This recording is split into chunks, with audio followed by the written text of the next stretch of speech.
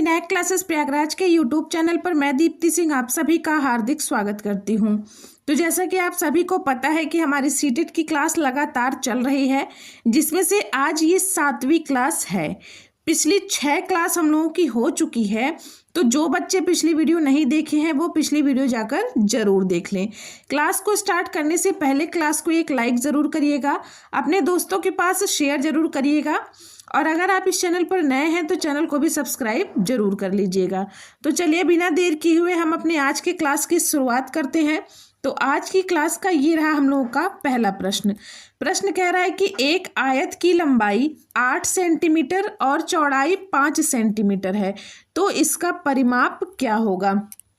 अब यहाँ से देखिए, यहाँ से आयत का परिमाप बराबर क्या होता है, ये फॉर्मूला आप सभी को पता होगा। कमेंट करके जरूर बताइए कि आयत का परिमाप बराबर क्या होता है। तो आयत का परिमाप बराबर होता है बेटा 2 और ब्रैकेट में लंबाई प्लस चौड़ाई। यह आयत का परिमाप बराबर ये हमारा फॉर्मूला होता है। तो अब यहाँ से देखिए, यहाँ से ये 2 आ गया और यहाँ से लंबाई हमें प्रश्न में दिया हुआ है कितना, 8 सेंटीमीटर। तो लंबाई की जगह 8 रख लेंगे, प्लस चौड़ाई दिया हुआ है 5 सेंटीमीटर, तो चौड़ाई के स्थान पर 5 रख लेंगे। अब यहाँ से देखिए आगे क्या होगा, 2 तो ऐसे ही लिख लेंगे, और यहाँ से देखिए ये 2 और ये जो ब्रैकेट में 8 + 5 है, इसके बीच यहाँ गुणे का निशान है। ये लगा नहीं है लेकिन यहाँ गुणा है, और 8 और 5 जब आप लोग जोड़ेंगे तो कितना आएगा, 13 आएगा।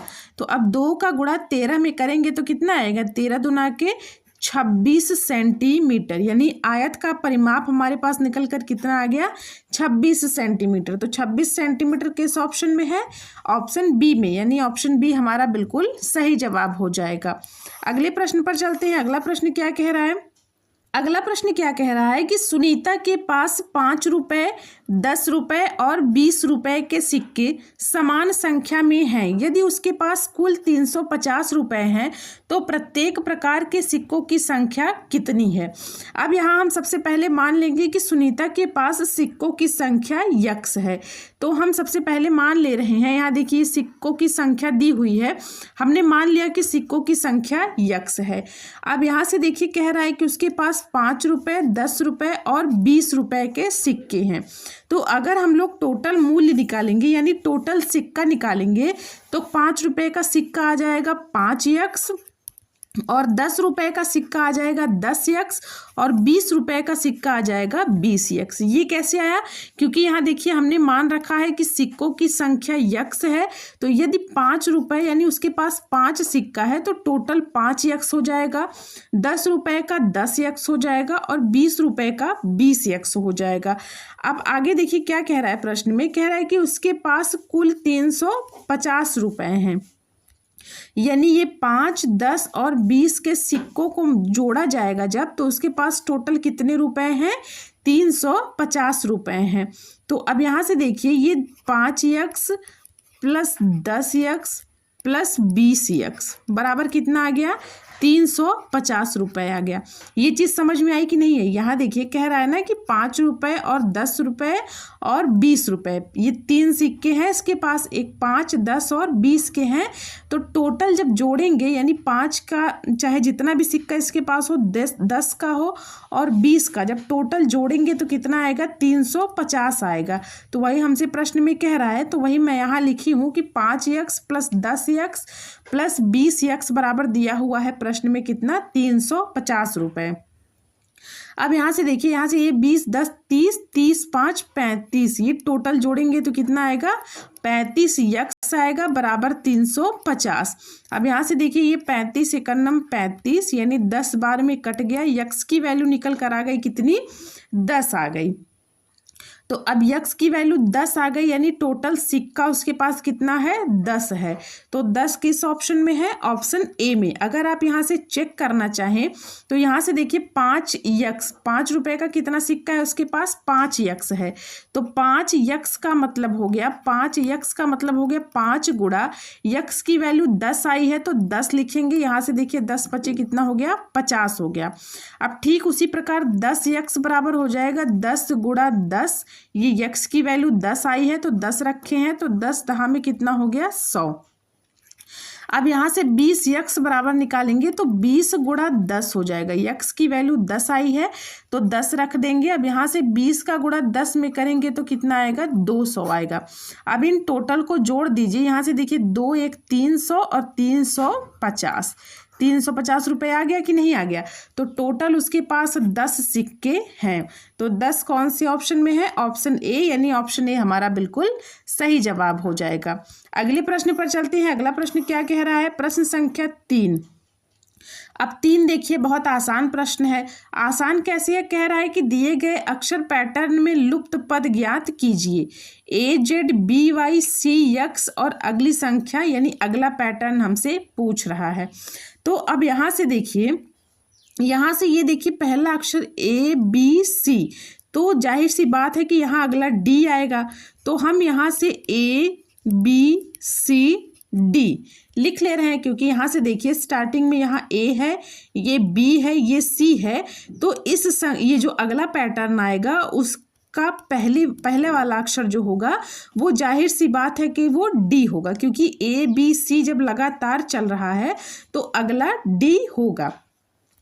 अब यहाँ से देखिए ये ZYX ये उल्टे क्रम में चल रहा है, यानी अगर यहाँ से हम लोग ये X Y और Z, ये लास्ट वाली संख्या है ना XYZ, तो A के साथ देखिए Z है और B के साथ कौन सा है, Y है, और C के साथ कौन सा है, X है। तो D के साथ कौन सा आएगा, तो यहाँ से X के पहले कौन सा अक्षर आता है, W आता है, WXYZ।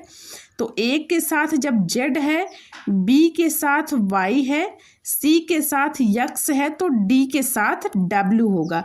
यानी अगला अक्षर जो हमारा अक्षर पैटर्न आएगा वो कौन सा आएगा, DW आएगा। ये चीज़ आप लोग समझ पाए कि नहीं। यहाँ से देखिए A Z के साथ है, B Y के साथ है, C X के साथ है, तो D जो है वो W के साथ रहेगा। तो ये अगला अक्षर पैटर्न जो हमारा बनेगा वो कौन सा बन जाएगा, यहाँ से DW बन जाएगा। तो DW यानी ऑप्शन ए हमारा बिल्कुल सही जवाब हो जाएगा।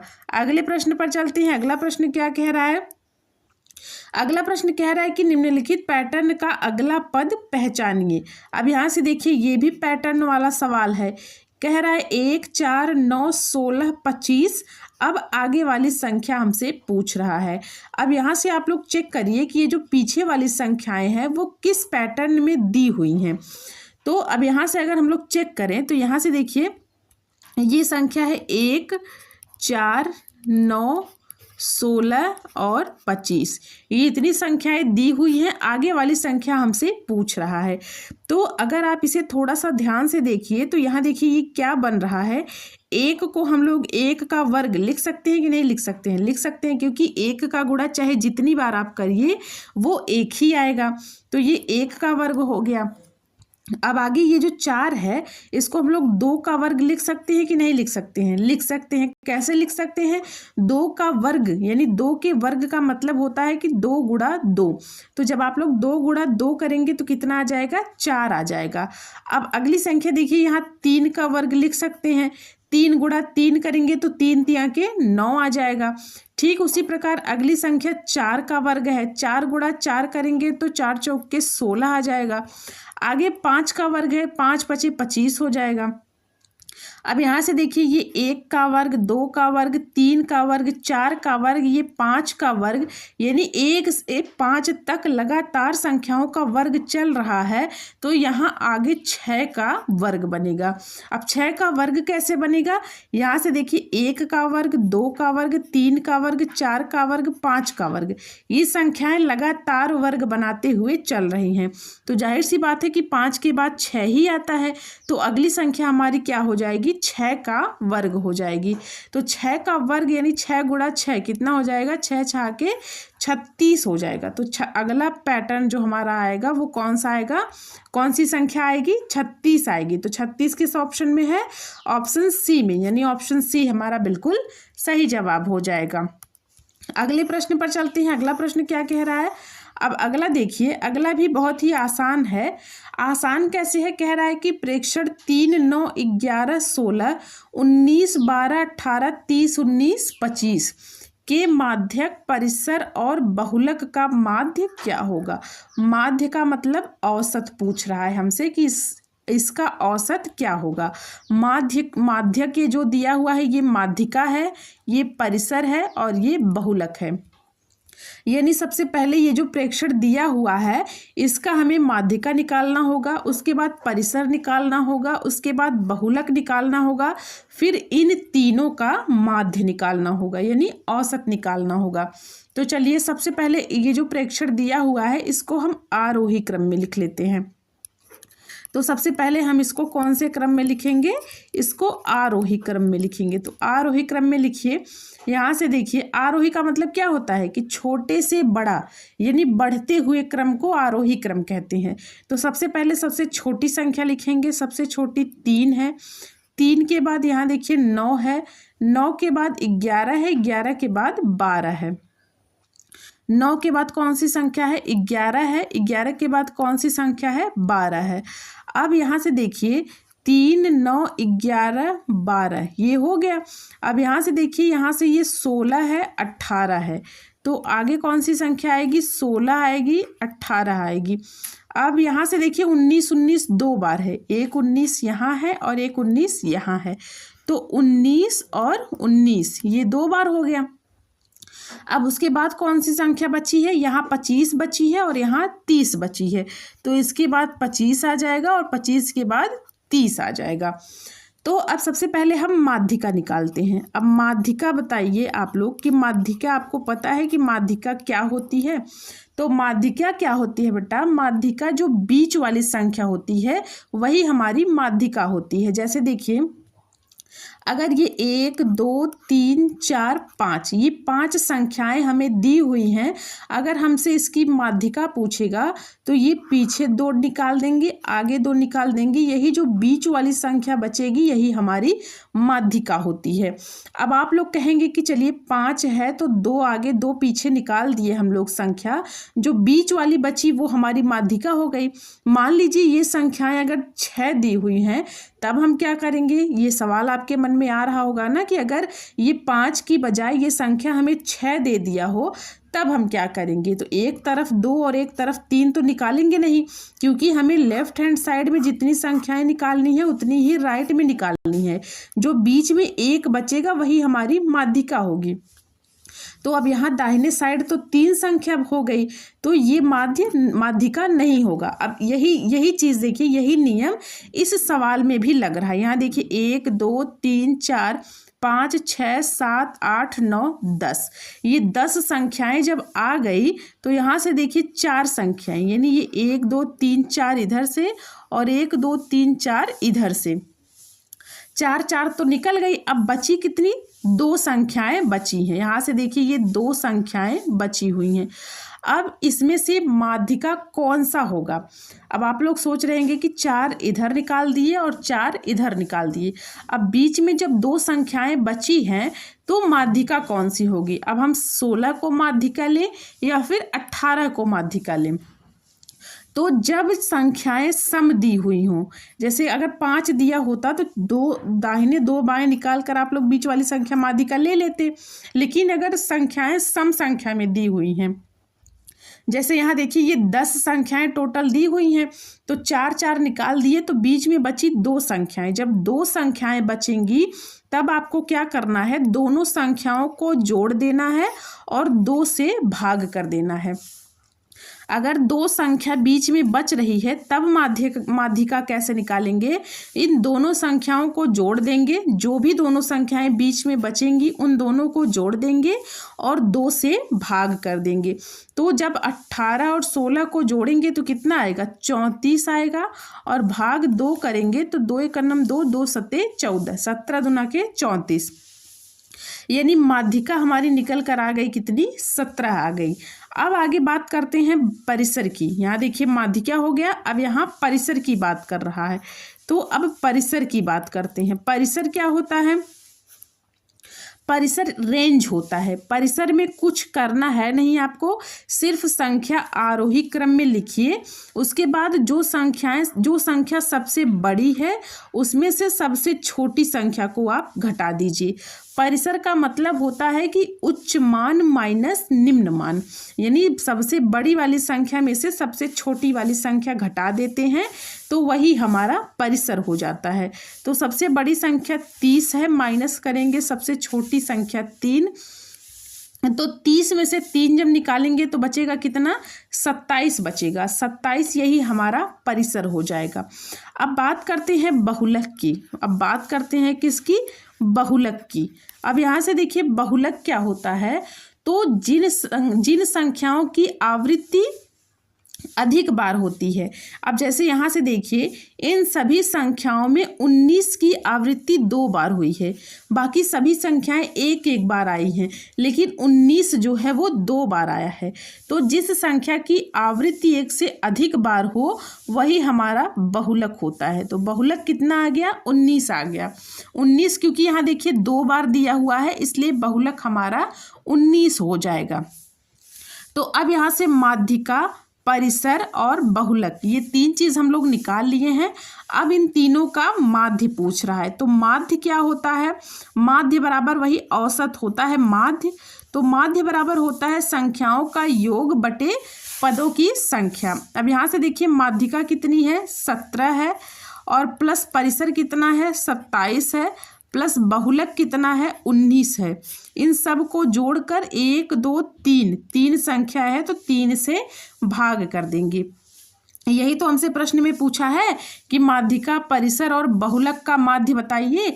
तो माध्य बराबर क्या हो जाएगा, अब माध्यिका, परिसर प्लस बहुलक तीनों को जोड़कर 1 2 3 संख्याएं हैं तो टोटल 3 से भाग कर देंगे।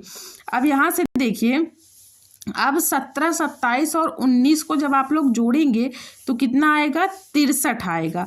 63 में 3 से भाग करेंगे तो यहाँ से 3 दूना 6, 3 एकम 3, यानी इन तीनों का माध्य निकल कर कितना आ गया, 21 आ गया। 21 किस ऑप्शन में है, ऑप्शन ए में, यानी ऑप्शन ए हमारा बिल्कुल सही जवाब हो जाएगा।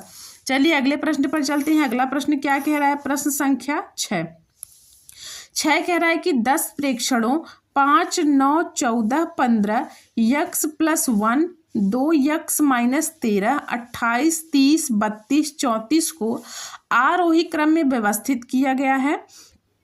इन आंकड़ों की माध्यिका 24 है तो यक्स का मान बताना है। अब यहाँ से देखिए अब हमें ये संख्या आरोही क्रम में लिखने की जरूरत नहीं है क्योंकि ये संख्याएं हमें पहले से ही आरोही क्रम में दी हुई हैं। अब जब आरोही क्रम में दी हुई हैं तो यहाँ से देखिए ये 1 2 3 4 5 6 7 8 9 10। अब वापस से ये टोटल संख्याएं कितनी है, 10 हैं। तो 10 है तो अब हमें माध्यिका निकालनी है। तो माध्यिका मैंने आपको क्या बताया, यहाँ से देखिए ये माध्यिका निकालनी है। तो माध्यिका बराबर क्या हो जाएगा, अगर ये 9 संख्याएं होती तो 4 इधर और 4 मतलब इसके दाएं बाएं 4 4 छोड़ देते तो बीच वाली संख्या हमारी माध्यिका हो जाती। अब यहाँ ये 10 संख्या है तो 1 2 3 4 ये 4 संख्याएं हम बाएं साइड में छोड़ देंगे और 1 2 3 4 ये 4 संख्याएं हम दाहिने साइड में छोड़ देंगे। अब यहाँ से देखिए जब 4 4 संख्या छोड़ दिए तो बीच में ये 2 संख्याएं बच गई। अब देखिए ये 2 संख्याएं बच गई। अब इन दोनों संख्याओं में ना तो आप इसे माध्यिका कह सकते हैं और ना ही आप इसे माध्यिका कह सकते हैं। माध्यिका कैसे निकालेंगे, दोनों संख्याओं को जोड़कर आधा कर देंगे। यानी यहाँ से देखिए ये यक्स प्लस 1 है और दूसरी संख्या क्या है, प्लस 2 यक्स माइनस 13। इन दोनों संख्याओं को जोड़ देंगे, जोड़ने के बाद इसको आधा कर देंगे यानी बटा 2 कर देंगे तो हमारी माध्यिका निकल कर आ जाएगी। माध्यिका में अगर सभी संख्याएं सम में दी हुई हैं, आरोही क्रम में आप लोग सजाइए उसको। आरोही क्रम में रखने के बाद यदि संख्याएं सम संख्याओं में दी हुई हैं, जैसे 8 है, 10 है, 6 है, 4 है, तो हम क्या करेंगे कि दोनों साइड में बराबर बराबर संख्याएं छोड़कर बीच में जो दो संख्याएं बचेंगी उन दोनों को जोड़कर 2 से भाग कर देंगे तो हमारी माध्यिका निकल कर आ जाएगी। अब यहाँ से देखिए प्रश्न में दिया हुआ है कि माध्यिका कितनी है, 24 है। प्रश्न में दिया हुआ है ना कि इन आंकड़ों की माध्यिका 24 है, तो माध्यिका के स्थान पर 24 रख देंगे क्योंकि प्रश्न में दिया हुआ है कि माध्यिका 24 है। अब जब इन दोनों को जोड़ देंगे तो यहाँ से देखिए ये 2 यक्स है, 2 यक्स में 1 यक्स जब जुड़ेगा तो ये कितना हो जाएगा, 3 यक्स हो जाएगा। और यहाँ से देखिए ये +1 है और ये -13 है, तो -13 में से जब +1 घटाएंगे तो -12 आएगा। 13 में से 1 निकालेंगे 12 आएगा और 13 बड़ी संख्या है, बड़ी संख्या के साथ माइनस चिन्ह है तो बड़ी संख्या वाली चिन्ह लगा देते हैं। और यहाँ बटे में 2 है तो 2 ऐसे लिख लेंगे। अब यहाँ से 13 गुणा जब करेंगे तो 24 दूना के कितना हो जाएगा, 48 हो जाएगा, बराबर 3 यक्स -12, इसको ऐसे ही लिख लेंगे। अब यहाँ से देखिए ये 48 हो गया और ये जो -12 है इसका पक्षांतर करेंगे 48 की तरफ तो यह +12 हो जाएगा। -12 का पक्षांतर जब करेंगे तो -12 का पक्षांतर क्या हो जाएगा, +12 हो जाएगा, बराबर 3 यक्स जैसे है वैसे लिख देंगे। अब यहाँ से देखिए 48 और 12 जब जोड़ेंगे तो 8 2 10 4 1 5 1 6 कितना आ गया, 60 आ गया। 60 बराबर कितना है, 3 यक्स है। अब यहाँ से देखिए 60/3 बराबर यक्स, ये कैसे हुआ, इस 3 का पक्षांतर कर लिए, 3 यक्स के साथ गुणे में है, ये जब 60 की तरफ ले आएंगे 3 को तो 3 यक्स के साथ गुणे में है, इसका पक्षांतर भाग हो जाएगा। तो अब यहाँ से देखिए ये 3 दूना के 6 यानी 20 आ गया, 20 तिहाई 60 बराबर यक्स। यक्स की वैल्यू कितनी निकल कर आ गई हमारे पास, 20 आ गई। और यहाँ देखिए प्रश्न में हमसे यक्स का मान ही पूछा है, यक्स का मान बताइए। तो यक्स निकल कर कितना आ गया, 20। 20 किस ऑप्शन में है, ऑप्शन सी में, यानी ऑप्शन सी हमारा बिल्कुल सही जवाब हो जाएगा। अगले प्रश्न पर चलते हैं, प्रश्न संख्या 7 पर। 7 क्या कह रहा है, कह रहा है कि एनसीएफ 2005 के अनुसार विद्यालयी शिक्षा में गणित के संकीर्ण लक्ष्य क्या है।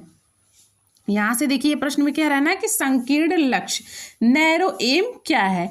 ऑप्शन ए कह रहा है कि छात्रों को वैज्ञानिक और शोधकर्ता बनाना। ऑप्शन बी कह रहा है कि केवल अमूर्त विज्ञानों और दर्शन को समझना। ऑप्शन सी कह रहा है कि रोजगार योग्य ऐसे वयस्कों को तैयार करना जो गणना, संख्यात्मक कौशल और व्यवहारिक ज्ञान सीख सकें। अगला कह रहा है ऑप्शन डी कि गणित के इतिहास के बारे में पढ़ाना। तो इसका जवाब आप लोग दीजिएगा। सबसे पहले हम ऑप्शन ए से शुरुआत करते हैं। तो यहाँ से देखिए ऑप्शन ए क्या कह रहा है कि छात्रों को वैज्ञानिक और शोधकर्ता बनाना। अब यहाँ से देखिए यह गणित शिक्षा का एक बहुत ही उन्नत और विशिष्ट स्तर है। ये संकीर्ण लक्ष्य हमसे पूछ रहा था ना प्रश्न में, हमसे प्रश्न में क्या पूछ रहा था कि संकीर्ण लक्ष्य। अब छात्रों को वैज्ञानिक और शोधकर्ता, यानी शोधकर्ता का मतलब होता है रिसर्चर, तो बच्चों को आप वैज्ञानिक और रिसर्चर बना रहे हैं, तो यह जो है गणित शिक्षा का एक बहुत ही उन्नत और विशिष्ट स्तर है।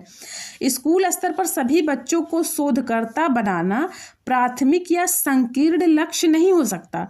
संकीर्ण लक्ष्य का मतलब होता है नैरो एम, तो यह जो है ये बहुत ही विशिष्ट स्तर है, यानी उच्च स्तर है। ये संकीर्ण लक्ष्य नहीं हो सकता। यह उच्च शिक्षा और वैज्ञानिक दृष्टिकोण से मतलब उच्चतर लक्ष्य से संबंधित है। यह जो है उच्च शिक्षा और वैज्ञानिक दृष्टिकोण से उच्चतर लक्ष्य, यानी ये संकीर्ण लक्ष्य नहीं, ये कौन सा लक्ष्य है, यह उच्चतर लक्ष्य है। अब आप ही सोचिए, अगर आप बच्चे को वैज्ञानिक और एक रिसर्चर बना रहे हैं तो क्या ये एक नैरो एम है, एक संकीर्ण लक्ष्य है, सीमित लक्ष्य है? नहीं, ये क्या है, ये एक उच्चतर लक्ष्य है। तो ऑप्शन ए तो हमारा गलत हो गया। अब ऑप्शन बी की बात करते हैं, केवल अमूर्त विचारों और दर्शन को समझना। अब यहाँ से देखिए कह रहा है कि केवल अमूर्त विचारों और दर्शन को समझना। अमूर्त विचार का मतलब क्या हो गया कि जो चीज़ें हम देख नहीं सकते, जैसे बीजगणित या ज्यामिति के जो कठिन सिद्धांत हो गए, जैसे बच्चा क्या करता है, बच्चे को पहले आप मूर्त चीज़ें पढ़ाते हैं। मूर्त चीज़ों का मतलब जो चीज़ दिखाई देती है। जब बच्चा मूर्त चीज़ों में मतलब कि जब वो मूर्त चीज़ों को सीख जाता है, समझ जाता है, तब आप उसको धीरे धीरे अमूर्त की तरफ लेकर चलते हैं। जैसे पहले क्या हुआ, पहले बच्चे को आप 4 कंकड़ दे दिए और उससे पूछे कि आप बताइए कि ये कितनी संख्या है कंकड़ों की, तो बच्चा कंकड़ को गिनेगा, उसके बाद बताएगा कि कितनी संख्या है। तो सबसे पहले आप बच्चों को मूर्त चीज़ों से परिचित कराते हैं। आपको जैसे कोई आकृतियाँ पढ़ानी हुई तो आप लोग, जैसे ये ब्लॉक्स वगैरह नहीं होते, तो आप लोग उसको लेकर आएंगे, वो चीज़ें बच्चों को दिखाएंगे। जैसे ये त्रिभुज पढ़ाना हुआ तो त्रिभुज के आकृति का आप लोग एक ब्लॉक्स लेंगे, उसके बाद बच्चे को बताएंगे कि ये देखिए, ये जो आकृति दिख रही है ये हमारी त्रिभुज की है, इसमें 3 भुजाएं होती हैं, 3 कोने होते हैं। जब बच्चा ये चीज़ सीख जाएगा तो आप लोग अगर उसको कॉपी पर भी ऐसे निशान बनाकर दिखाइए, ये आकृति बनाकर दिखाइए, तो वो तुरंत समझ जाएगा कि ये त्रिभुज है। वही चीज़ मैं आपको यहाँ बताना चाह रही हूँ कि अमूर्त विचार जैसे बीजगणित या ज्यामिति के कठिन सिद्धांत हो गए, उसको गहराई से समझना। जब अमूर्त चीज़ें, पहले तो आप मूर्त पढ़ाए, जब वो चीज़ें अमूर्त हो गई तब ये संकीर्ण लक्ष्य नहीं हुआ, तब यह उच्चतर लक्ष्य हो गया। यानी बच्चे को अब यहाँ ऐसा तो है नहीं कि बहुत कम जानकारी है, जब बच्चा अमूर्त चिंतन करने लग जाए तो यानी समझ लीजिए आप कि अब वह उच्चतर लक्ष्य की तरफ बढ़ चुका है। तो अमूर्त विचार जो है ये संकीर्ण लक्ष्य नहीं है, ये हमारे उच्चतर लक्ष्य हैं। दर्शन को समझना, अब जैसे देखिए संकीर्ण लक्ष्य का संबंध किससे होता है, सबसे पहले आप लोग ये बताइए कि संकीर्ण लक्ष्य का संबंध किससे होता है। तो संकीर्ण लक्ष्य का संबंध जैसे आप दैनिक जीवन में ठोस चीज़ों से होता है। यही मैं बताई ना कि कंकड़ 4 लेके आए, वही गिनवा दिए बच्चे को, तो अमूर्त चीज़ें हो गई, ये सीमित चीज़ें हैं। जब आप अमूर्त विचार करने लग जाएंगे तब यह संकीर्ण न होकर यह उच्चतर लक्ष्य हो जाएगा। यह अमूर्त या दार्शनिक सिद्धांत से नहीं है। ये संकीर्ण लक्ष्य जो है यह अमूर्त और दार्शनिक सिद्धांत से नहीं है, क्योंकि यह हमारा उच्चतर लक्ष्य हो जाता है। अब ऑप्शन सी की बात करते हैं, तो ऑप्शन बी तो हमारा गलत हो गया। अब ऑप्शन सी की तरफ चलते हैं, तो ऑप्शन सी कह रहा है कि रोजगार योग्य ऐसे वयस्कों को तैयार करना जो गणना, संख्यात्मक कौशल और व्यावहारिक ज्ञान सीख सकें। यहाँ देखिए व्यावहारिक ज्ञान आया कि नहीं आया। व्यावहारिक ज्ञान का ही मतलब होता है कि जो दैनिक जीवन में आप उपयोग कर रहे हैं। तो ऑप्शन सी तो हमारा सही हो गया। मैंने अभी आपको बताया ना कि संकीर्ण लक्ष्य का अर्थ क्या हो जाएगा, कि जो आप रोजमर्रा के जीवन में चीज़ों को करते हैं वही हमारा संकीर्ण लक्ष्य हो जाता है। तो एनसीएफ 2005 क्या कहता है कि संकीर्ण लक्ष्य का सीधा संबंध बच्चों को आत्मनिर्भर बनाने का है। बच्चों को आत्मनिर्भर कैसे बनाएंगे, जब इस जैसे बुनियादी संख्यात्मक कौशल हो गया, गणना हो गया, गणना मतलब जैसे जोड़ घटाना गुणा भाग हो गया, और उसके पास व्यवहारिक ज्ञान हो गए। व्यवहारिक ज्ञान का मतलब जो दैनिक जीवन में उपयोग करते हैं, जैसे बाजार में आप लोग जाते हैं तो नाप तौल करते हैं कि किसी वस्तु पर कितना लाभ है, कितना हानि है, ये सब चीज़ें आप लोग समझते हैं। तो वही चीज़ें हमारी हो जाती हैं क्या, संकीर्ण लक्ष्य। तो एनसीएफ 2005 जो है वो संकीर्ण लक्ष्य को यही मानता है कि बच्चे जो है वो आत्मनिर्भर हो जाएं, उनकी बुनियादी संख्यात्मक कौशल, गणना और जो व्यवहारिक ज्ञान है वो उन्हें सिखाया जाए। यह समाज की आर्थिक आवश्यकताओं को पूरा करने के लिए जरूरी है।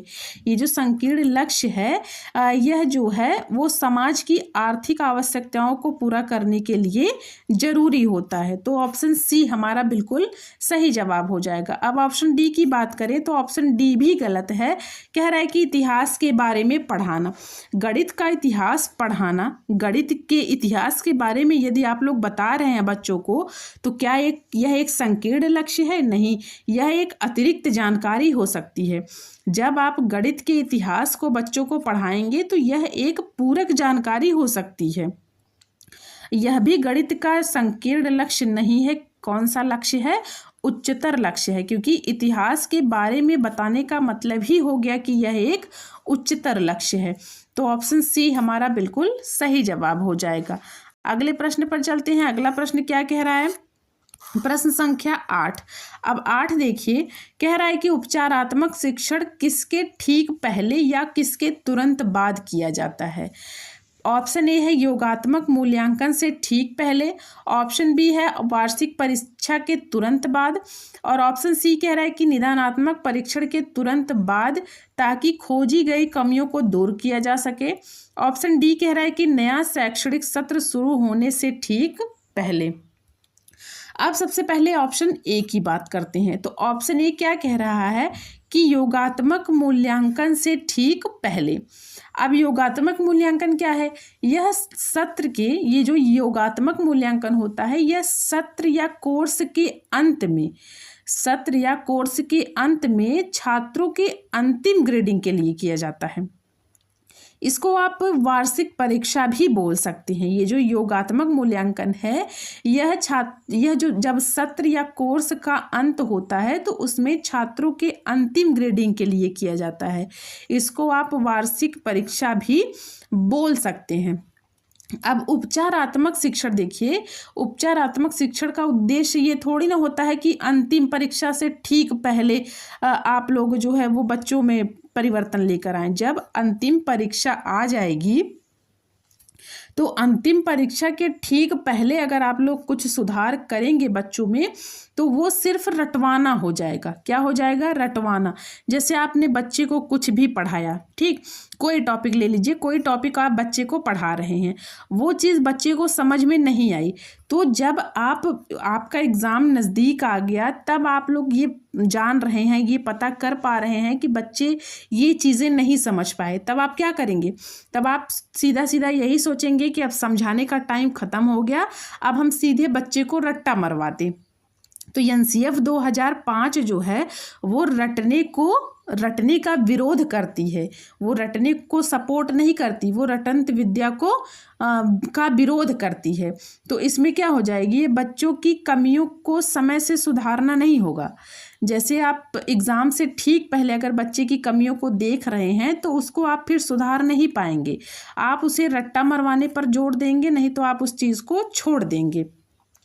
तो उपचारात्मक शिक्षण का उद्देश्य ये नहीं होता कि योगात्मक मूल्यांकन से ठीक पहले आप लोग उसकी जांच करें। ऑप्शन ए हमारा गलत हो गया। अब ऑप्शन बी की बात करते हैं, वार्षिक परीक्षा के तुरंत बाद। अब यहाँ से देखिए, वार्षिक परीक्षा कब होती है? जब आप लोग क्लास ख़त्म कर लेते हैं, यानी जैसे आप कक्षा 3 में हैं, तो कक्षा 3 जब आप ख़त्म करेंगे, यानी ये वार्षिक परीक्षाएं तो एकदम लास्ट में होती हैं, ये परीक्षा देने के बाद आप चौथी कक्षा में पहुंच जाएंगे। तो यह पूरे शैक्षणिक वर्ष के अंत में, जो पूरा शैक्षणिक वर्ष होता है उसके अंत में सीखी गई बातों का मूल्यांकन करने के लिए होती है। आप पूरे वर्ष क्या सीखे हैं उसी को जानने के लिए ये वार्षिक परीक्षा होती है क्लास के अंत में।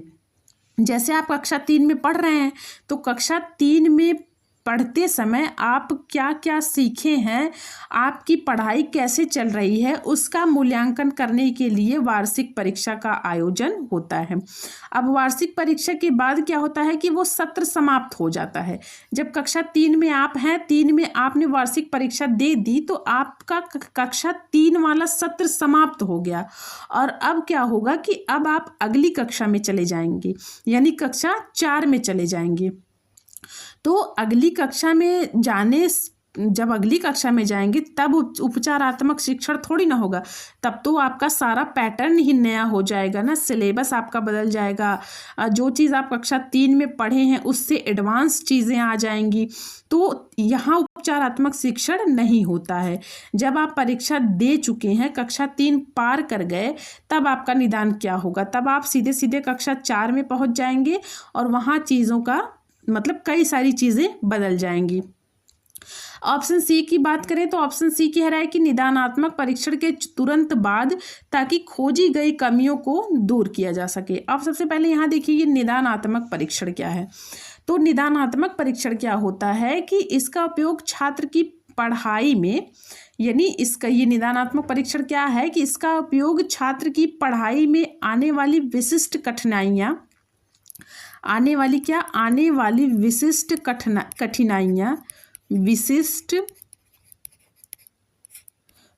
कठिनाइयाँ जैसे गलतियाँ हो गया, गलतियों और कमियों।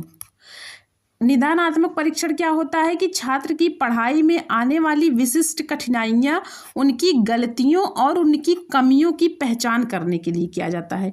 ये निदानात्मक परीक्षण इन सब चीज़ों की पहचान करने के लिए किया जाता है। और उपचारात्मक परीक्षण क्या होता है कि जब कमियों का पता लग जाए, यानी निदान में आपने क्या किया कि इन सभी कमियों का पता लगाए।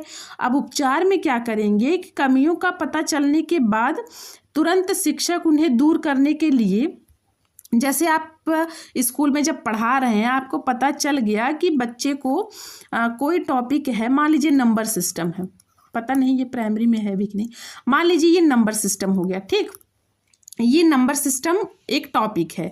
अब आप बच्चे को जब नंबर सिस्टम पढ़ा रहे हैं तो अब आपको ये चेक करना ज़रूरी है कि बच्चे को नंबर सिस्टम ये पूरा टॉपिक समझ में आया कि नहीं आया। तो उसमें ये नंबर सिस्टम में बच्चा कहाँ कठिनाइयों को महसूस कर रहा है, कहाँ वह गलती कर रहा है और कहाँ मतलब उसमें कमी आ रही है, इन सभी चीज़ों का पता लगाइए। और पता लगाने के बाद अब उसका उपचार आप लोग करेंगे। तो उपचार कैसे करेंगे, इसके लिए आप लोग या तो विशेष कक्षाएं रखिए या अतिरिक्त कक्षा, जैसे जो क्लास आप पढ़ा रहे हैं वो तो पढ़ाइए, लेकिन 1-2 क्लास आप लोग एक्स्ट्रा रखिए इन कमियों और गलतियों को दूर करने के लिए, ताकि छात्र जो है वो अवधारणा को समझ सके। इसलिए निदान के बाद तुरंत उपचार होता है। तो ऑप्शन सी हमारा बिल्कुल सही जवाब हो जाएगा।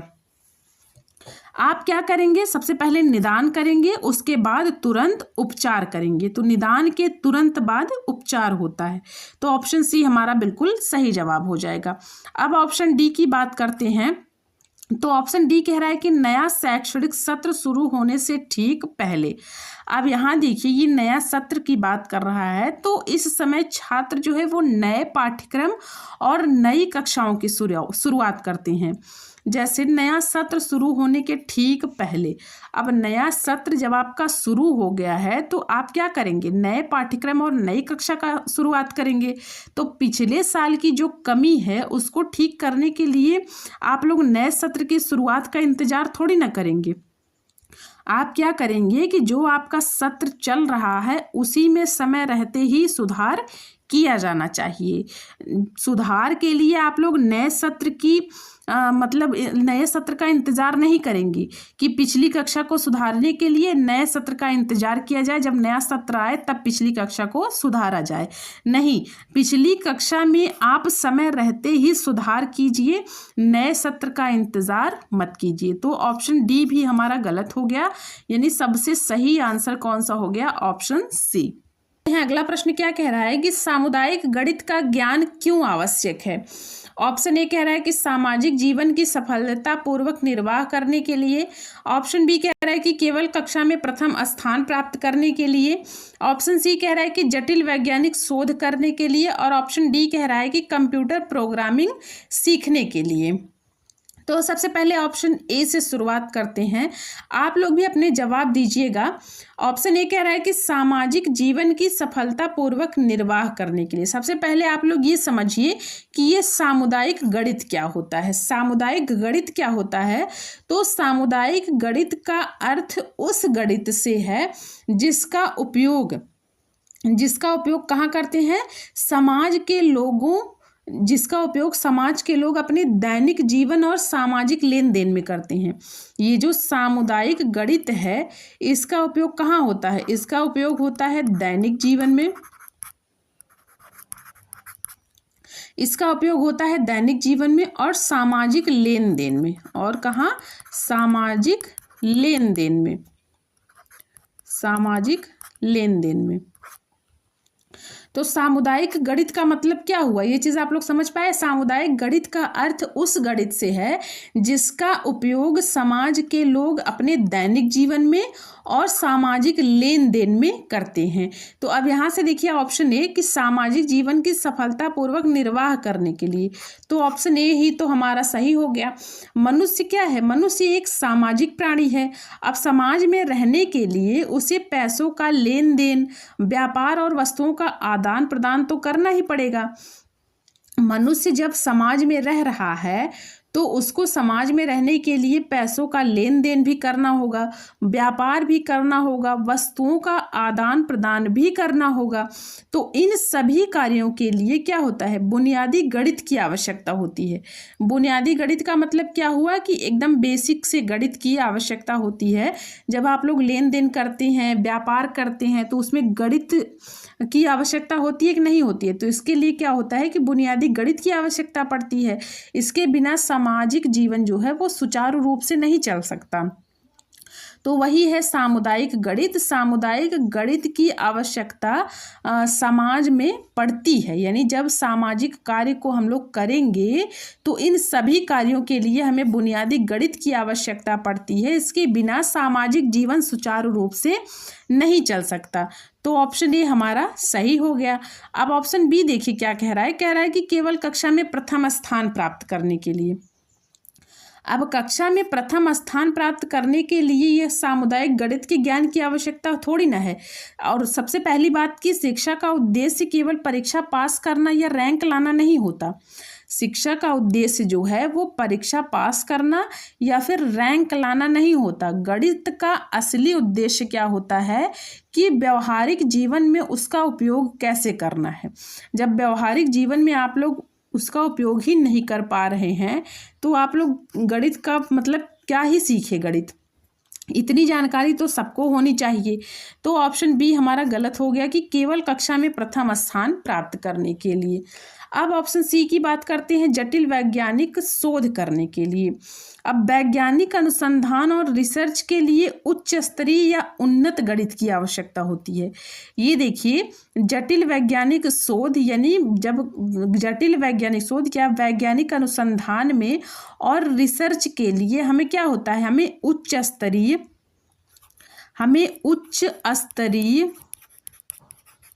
या उन्नत गणित, उच्च स्तरीय या उन्नत गणित की आवश्यकता होती है, यानी एडवांस्ड मैथमेटिक्स की आवश्यकता होती है। यह सामुदायिक गणित के अंतर्गत नहीं आता है। हमें वैज्ञानिक शोध करने के लिए उच्चतर गणित की आवश्यकता होती है। तो ऑप्शन सी भी गलत हो गया। अब ऑप्शन डी की बात करते हैं कि कंप्यूटर प्रोग्रामिंग सीखने के लिए। अब कंप्यूटर कोडिंग और प्रोग्रामिंग के लिए लॉजिकल रीजनिंग और एल्गोरिदम वाले विशिष्ट गणित की जरूरत होती है। इसमें सामुदायिक गणित की आवश्यकता थोड़ी ना होती है। सामुदायिक गणित का संबंध होता है कि आम समाज के रोजमर्रा कामों के लिए, और यहाँ से कंप्यूटर प्रोग्रामिंग जो है इसका सीधा संबंध आम समाज के रोजमर्रा के कामों से नहीं होता है। तो ये कंप्यूटर प्रोग्रामिंग सीखने के लिए सामुदायिक गणित की आवश्यकता नहीं होती है। यानी सबसे सही और सबसे सटीक आंसर हमारा कौन सा हो गया, ऑप्शन ए बिल्कुल सही जवाब हो गया। अगले प्रश्न पर चलते हैं, प्रश्न संख्या 10 पर। 10 कह रहा है कि कौन सा विषय सामुदायिक गणित से प्रत्यक्ष रूप से संबंधित नहीं है। बाजार और क्रय विक्रय का हिसाब, घरेलू बजट तैयार करना, अमूर्त सैद्धांतिक सिद्धांत, लास्ट है मापन और तौल की इकाइयां। अब यहाँ प्रश्न में ध्यान से देखिए, ये कह रहा है कि सामुदायिक गणित मैंने अभी आपको बताया कि क्या होता है, और यहाँ लास्ट में देखिए कह रहा है कि नहीं है। ये नहीं आपके दिमाग में जरूर होना चाहिए, इस पे आप गोला बना दिया करिए कि यहाँ देखिए निगेटिव पूछ रहा है कि सामुदायिक गणित कौन सा नहीं है। अब ऑप्शन ए कह रहा है कि बाजार और क्रय विक्रय का हिसाब। अब यहाँ से देखिए बाजार और क्रय विक्रय का हिसाब यह पूरी तरह से सामुदायिक गणित है। कोई भी सामान खरीदते या बेचते समय हर व्यक्ति इसका सीधा उपयोग करता है। बाजार से आप लोग कोई सामान खरीदने जा रहे हैं तो आप लोग उसका मोल भाव तो कर ही सकते हैं, वो तो आप लोग करते ही हैं। तो ये सामुदायिक गणित के अंतर्गत आता है, यानी ऑप्शन ए तो हमारा सही हो गया। सही का मतलब पॉजिटिव है, और हमसे यहाँ देखिए प्रश्न में नेगेटिव पूछा है, कह रहा है कि कौन सा नहीं है। अब ऑप्शन बी की बात करते हैं, कह रहा है घरेलू बजट तैयार करना। अब यहाँ घरेलू बजट का मतलब क्या हो गया कि कोई भी परिवार हो वह अपनी आय और खर्च का संतुलन बनाने के लिए बजट बनाता है।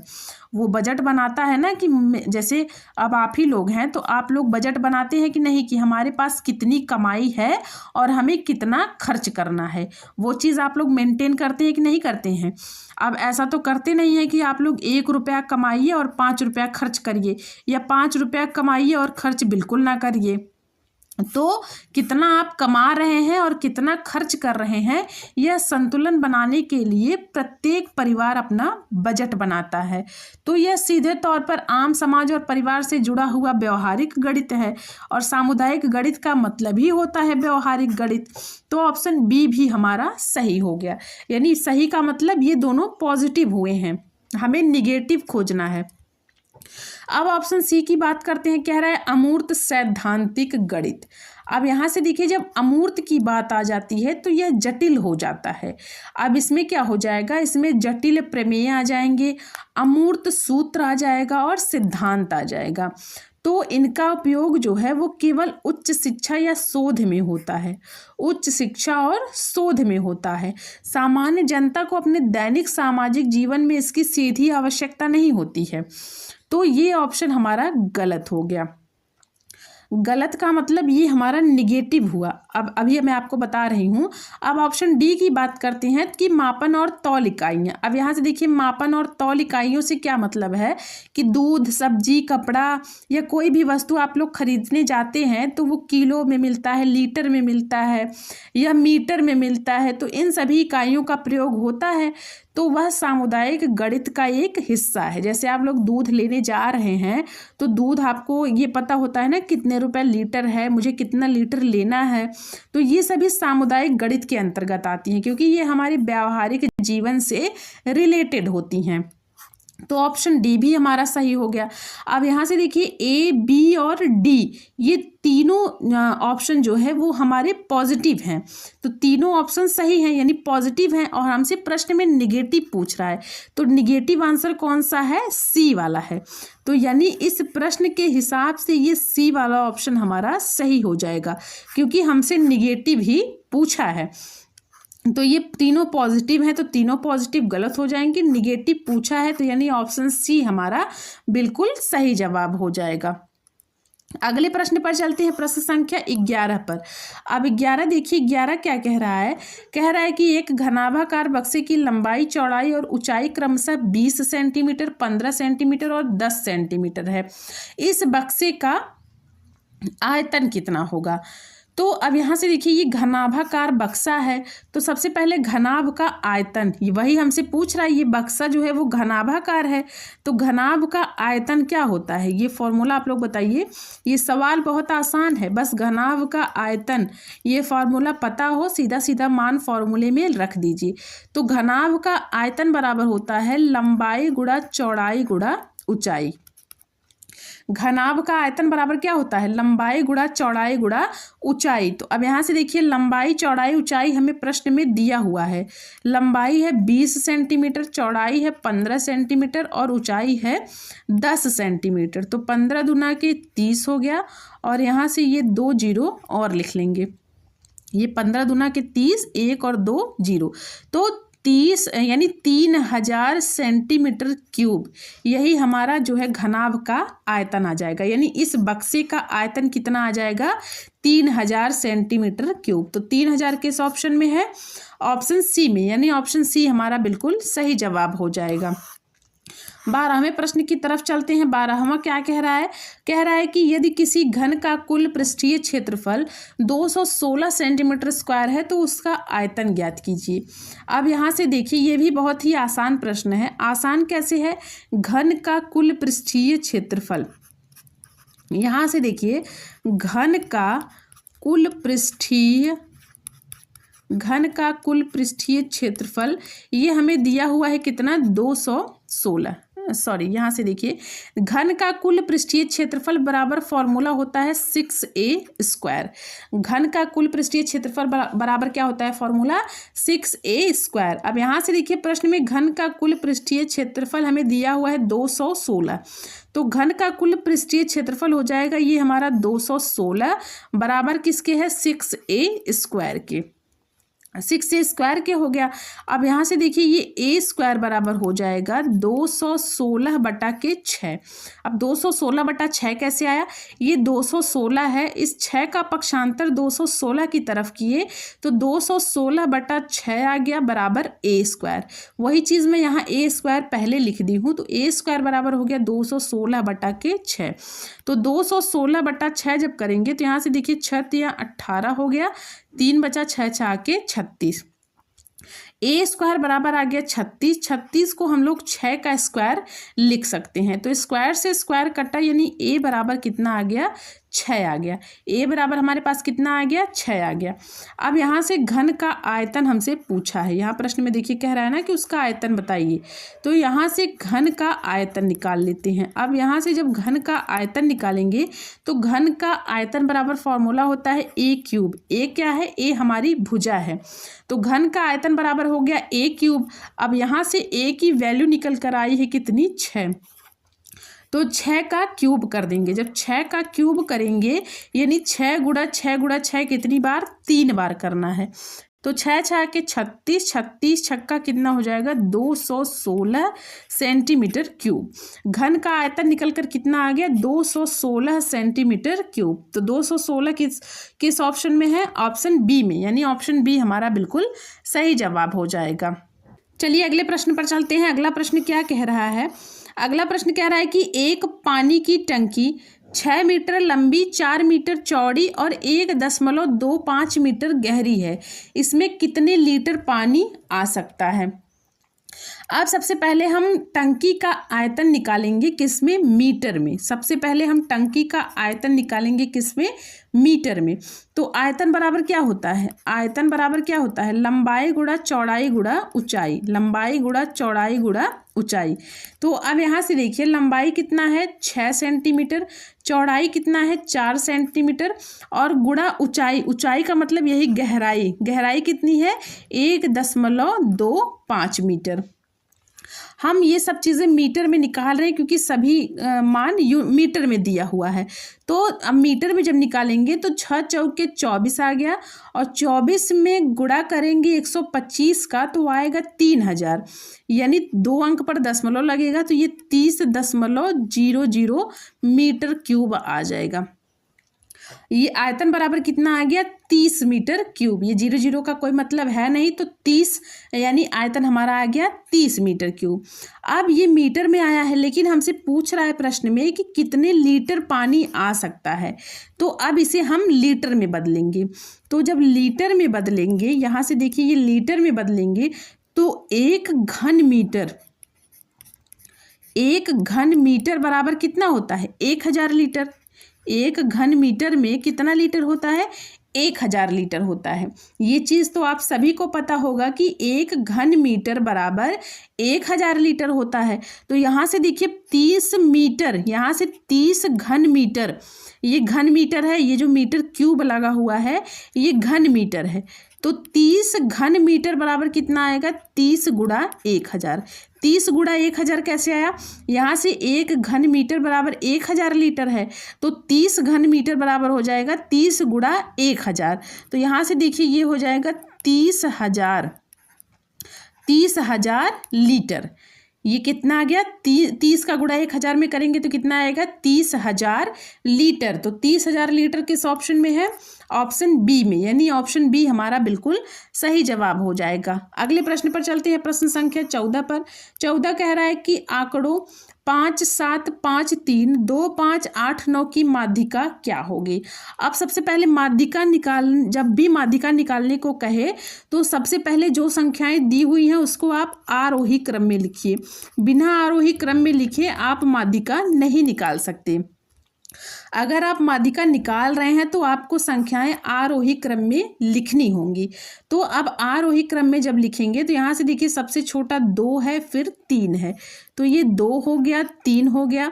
उसके बाद 5 5 कितनी बार है? 3 बार है, यानी 1 2 3। ये देखिए 1 2 3, 3 बार 5 हो गया। उसके बाद 7 8 और 9। उसके बाद कौन सी संख्या है? 7 है, 8 है और 9 है। अब यहाँ से देखिए 1 2 3 4 5 6 7 8। अब यहाँ से देखिए वापस से संख्याएं सम संख्या हो गई, यानी 8 हो गई। तो अब 8 हो गई, तब माध्यिका कैसे निकालेंगे आप लोग बताइए? ये 2-3 सवाल मैं बता चुकी हूँ। तो जब 8 हो गई तो 3 से बाएं छोड़िए 3 संख्या और 3 संख्या दाहिने छोड़िए। बीच में कितनी संख्या बची? 2 संख्या बची। अब दोनों तो हमारी माध्यिका होगी नहीं, तो जब दोनों माध्यिका नहीं हुई तो हम क्या करेंगे? दोनों संख्याओं को जोड़कर आधा कर लेंगे। यदि बीच में 2 संख्याएं बच रही हैं तो आपको कुछ करना है नहीं, बस दोनों को जोड़िए और फिर उसका आधा कर दीजिए। तो ये हो गया 10/2 यानी 5। 2 पचे 10। तो हमारी माध्यिका कितनी आ गई निकल कर? 5 आ गई। 5 किस ऑप्शन में है? ऑप्शन सी में। यदि बीच में 2 संख्याएं बच रही हैं तो आप दोनों को जोड़िए, उसका आधा कर दीजिए, वही हमारी माध्यिका हो जाएगी।